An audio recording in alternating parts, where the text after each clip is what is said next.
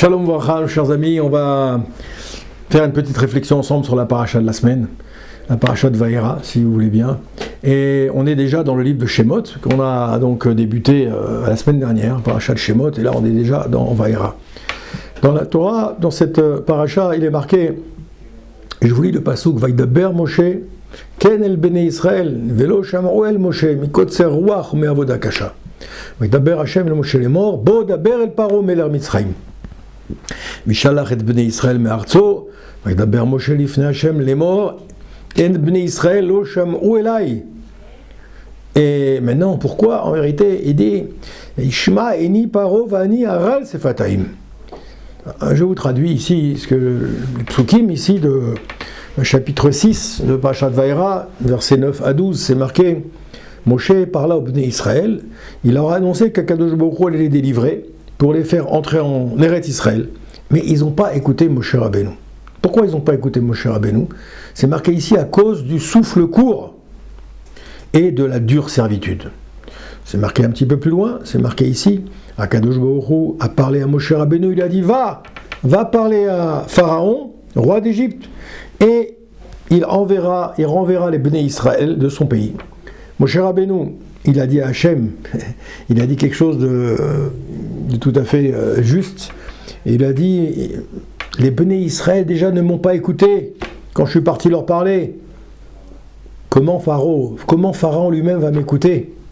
Moi qui suis avec des difficultés d'élocution. Ils ont appelé ça là-bas, mais Kotzer Ruach, le souffle court, à cause de la servitude. Et Moshe Rabbeinu a rajouté, quand il a parlé à Hachem, mais Paro, c'est sûr qu'il ne va pas m'écouter. Déjà, les Bnei Israël ne m'écoutent pas, comment Dieu va m'écouter? Rashi, il explique ici que cette dernière phrase elle constitue un des 10 Kal Vachomer. Kal Vachomer, comment on va traduire ça? Raisonnement a fortiori qu'il y a dans la Torah. Dans la Torah, il y a 10 grands principes de Kal Vachomer, de raisonnement a fortiori. Moshe Rabbeinu, c'est quoi le Kal Vachomer? Il dit, si déjà les Bnei Israël ne vont pas écouter, alors à plus forte raison, Pharaon ne va pas m'écouter. C'est ça le Kal Vachomer, vous comprenez? En vérité, Mesilat Yesharim, il explique dans le livre qui s'appelle La Voie des Justes, que la volonté de Pharaon, lorsqu'il a augmenté les travaux des Bnei Israël, il leur a augmenté les heures de travail, eh bien, lorsque Pharaon il a ordonné d'accroître le travail des Hébreux, il ne voulait pas juste tirer un avantage financier, ou empêcher les Bnei Israël de faire un complot pour se libérer de leur esclavage, il explique ici. En vérité, sa pensée était bien plus perverse. Il voulait détourner leur cœur de toute pensée spirituelle. On occupe au maximum une personne pour surtout qu'elle ne réfléchisse pas, surtout qu'elle ne s'arrête pas. Oui. Lorsque Moshe Rabbeinu s'est fait le porte-parole de Hachem, en demandant à Pharaon de donner quelques jours de congé au peuple, pour aller faire des korbanot, des sacrifices, vous connaissez l'histoire là-bas dans la paracha, qu'est-ce qu'il a fait Pharaon? Immédiatement, non seulement il a refusé, mais il a alourdi leurs travaux. Dès que Moshe Rabbeinu a parlé de quelques jours de congé, il a dit surtout il ne faut pas les laisser réfléchir. Vous comprenez? Et donc là, on voit que Pharaon, il a alourdi le travail des Bnei Israël. Vous savez que c'est marqué que Pharaon était un grand savant. Pharaon était quelqu'un d'extrêmement intelligent, contrairement à des fois ce qu'on veut nous faire comprendre, ou ce qu'on veut lui faire dire. Il y a un rav qui s'appelle Rabbi Shimshon Ostropoler. C'est un des plus grands kabbalistes. Il a décrit Pharaon comme étant le père de l'impureté. Av Atum'a, le leader des 70 nations qu'il y avait à cette époque-là, eh bien c'était le grand patron des 70 nations. C'est pourquoi seul Moshe Rabbeinu, grâce à sa grande pureté, pouvait venir déstabiliser celui qui était au niveau de la plus grande impureté. Seul Moshe Rabbeinu pouvait rivaliser avec Pharaon, avec Paro. Paro, il a décidé, il a dérobé en vérité le cœur des Bnei Israël, vous comprenez?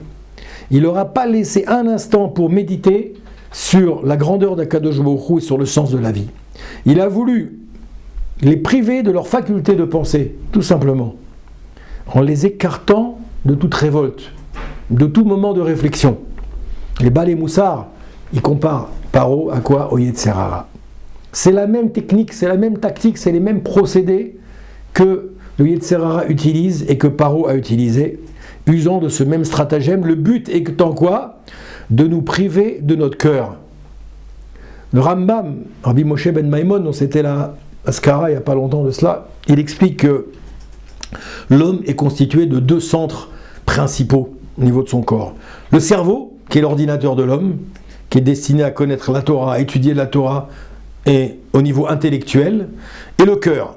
Le cœur, c'est le centre des sentiments. Le cœur, c'est le centre des envies. Le cœur, c'est le centre des passions, des pulsions. Toute l'énergie de l'homme, toute sa volonté sont centralisées dans le cœur.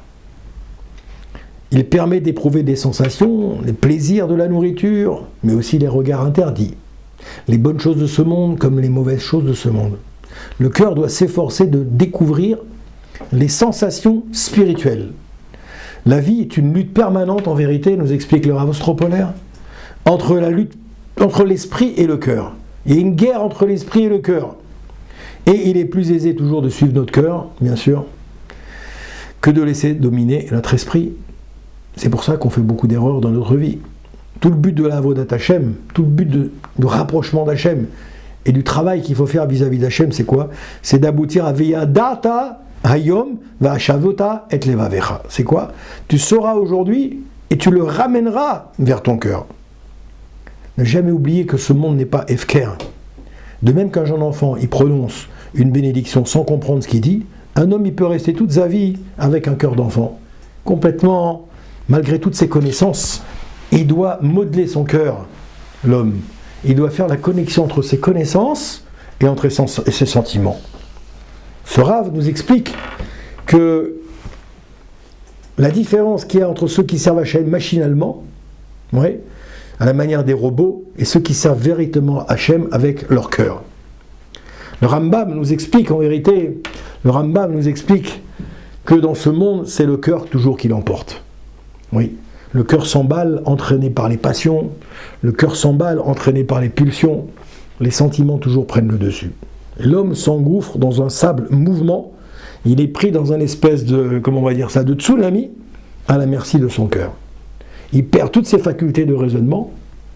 Pour surmonter les épreuves de la vie, on doit faire Ve'ashevota el levavecha. Ça veut dire recentrer son cœur, recentrer vers son cœur plus exactement toutes ses connaissances, pour les intégrer, pour les ressentir et pour les vivre.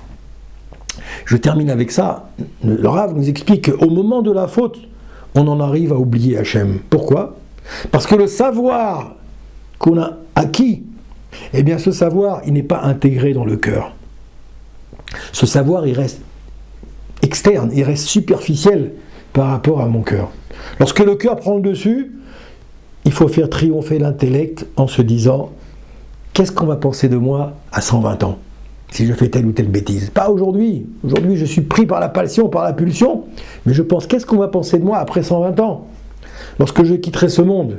C'est-à-dire à penser à tête froide pour faire taire les passions du cœur.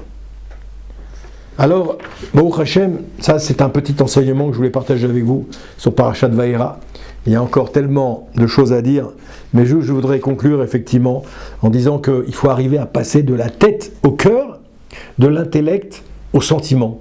Et pour ça, on doit méditer, on doit intérioriser les connaissances acquises. C'est pour ça d'ailleurs que pour les hommes, on met les téphilines. Les téphilines, c'est le symbole du passage du cerveau au cœur. Il y a celui de la tête qui fait face au cerveau, c'est le téphiline de la tête, et il y a celui du bras qui fait face au cœur. C'est quoi qui nous différencie des autres nations du monde?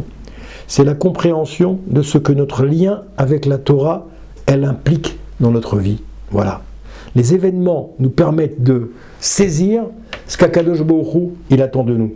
Et en méditant de la sorte, notre cœur va s'emplir de pureté, de tahara, et de s'adoucir. Et il faut ce qu'on appelle faire l'assim et libo, c'est quoi? Appliquer notre cœur pour ressentir les choses. Prendre conscience de la portée de nos actes, c'est ça justement l'élévation. Lutter contre l'impureté, surmonter les épreuves de la vie. Et c'est la technique du Moussar, nos grands maîtres qui enseignent la pensée juive, la morale. Eh bien, ils nous disent qu'il faut prendre une phrase et la répéter comme ça 200 fois jusqu'à ce qu'elle entre dans notre cœur. Qu'Hachem fasse.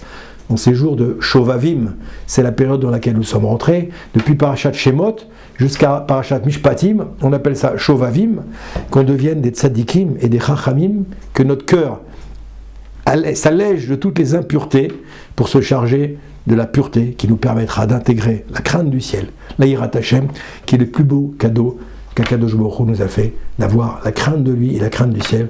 Amen, Ken Yiratzon.